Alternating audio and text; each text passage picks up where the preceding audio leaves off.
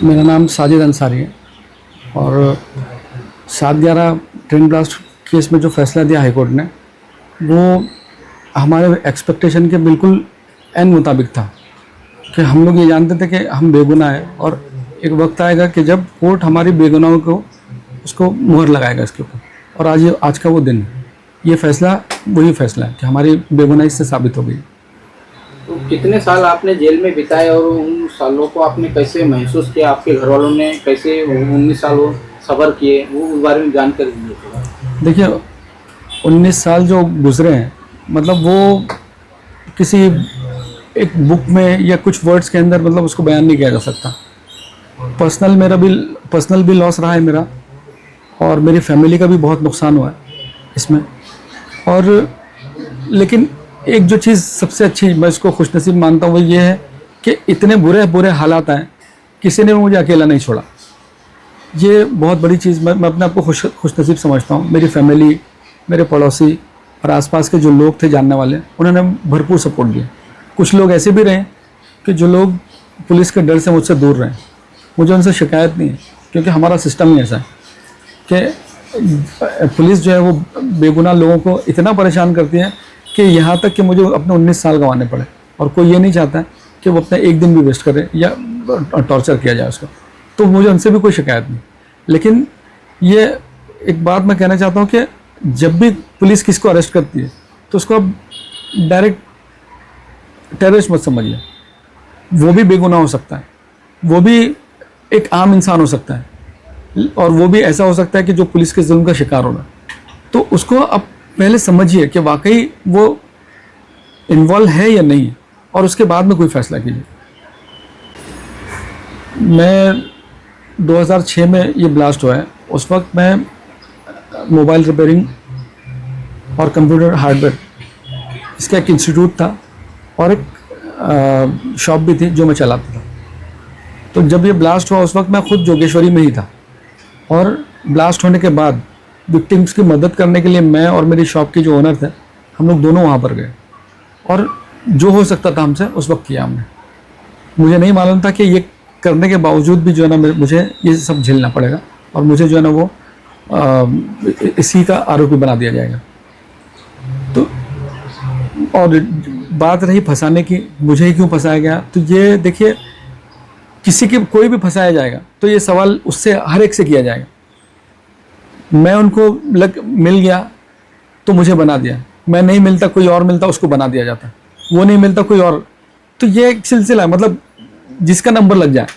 अब मेरी बदकिस्मती है कि मेरा नंबर लग गया इसके अंदर, तो मुझे ही क्यों डाला। एक्चुअली ये पूछना चाहिए पुलिस को।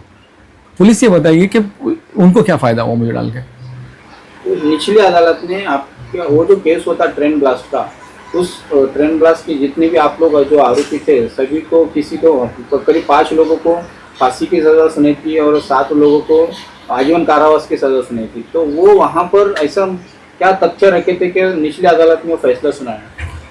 देखिए पुलिस ने हमको फंसाया और झूठे एविडेंस गढ़े, झूठे गवाहों को खड़ा किया और झूठे पंच विटनेसेस को उठा के लेकर आए और अपनी झूठी स्टोरी को प्रूव करने के लिए मार तोड़कर हमसे कन्फेशन लिए। और इतना टॉर्चर हमको किया गया, 87 डेज़ की कस्टडी रही हमारी। उसमें हमको इतना टॉर्चर किया गया कि जो कुछ हमसे कहा जाता वो हम करने के लिए तैयार हो जाते।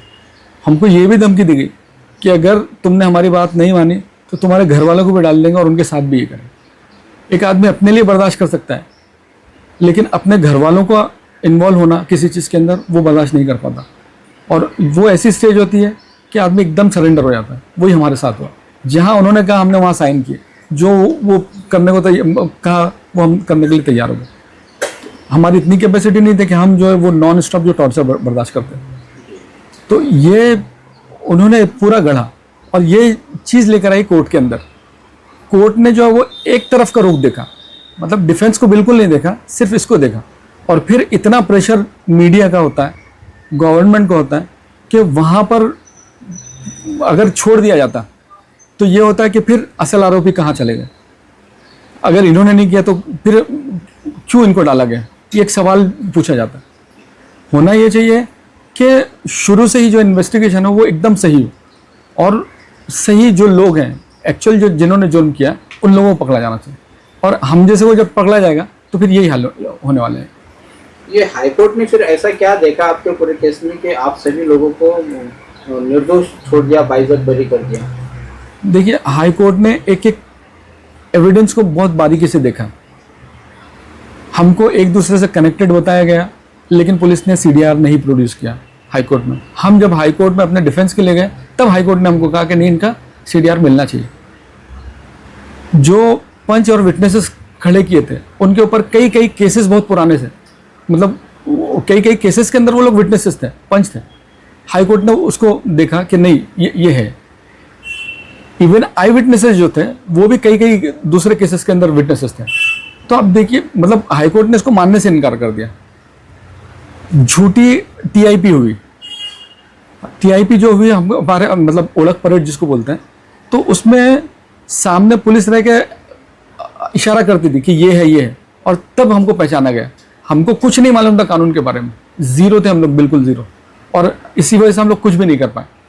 फिर जब हमको धीरे धीरे समझ में आई बात, तो फिर हमने जो है वो एक एक चीज़ कोर्ट के सामने लानी शुरू की। आरटीआई से अपना हमने हक पहचाना और आरटीआई से बहुत सारे डॉक्यूमेंट्स भी हमने निकाले और अपने डिफेंस के लिए जमा किए। लेकिन ये सारी चीज़ें जो है ना वो हाई कोर्ट ने अप्रिशिएट की, लोअर कोर्ट ने या ट्रायल कोर्ट ने इसको नहीं की।